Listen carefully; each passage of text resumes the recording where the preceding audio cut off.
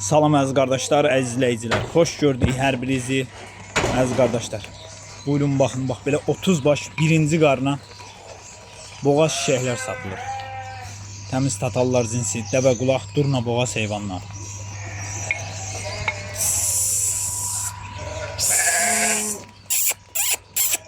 Buyurun bax, heyvan da göz qabağındadır, maşallah olsun. Hərəsi bir gözəllikdir, bax. Göstər. Kim alacaqsa Allah dönə-dönə xeyrin versin. Süper heyvanlar. Ünvan Beyləqan rayonu. Kim almaq istəsə buyursun, əlaqə saxlasın. Əlaqə nömrəmiz səhifədə qeyd olunur. 30 bax belə boğaz şişəklər.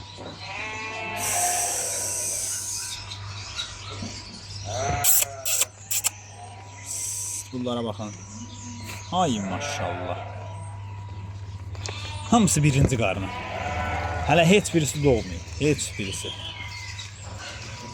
Hamısı birinci qarına boğaz şişəklər.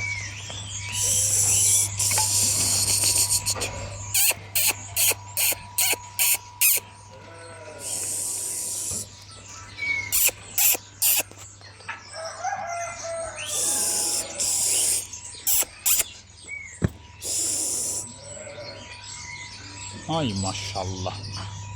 Heyvana söz yoxdur da. Kim alacaq Allah dönə-dönə xeyrin versin. Süper heyvanlarda hamısı birinci qarına.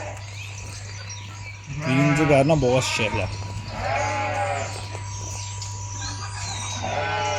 Buna baxın. Ay maşallah.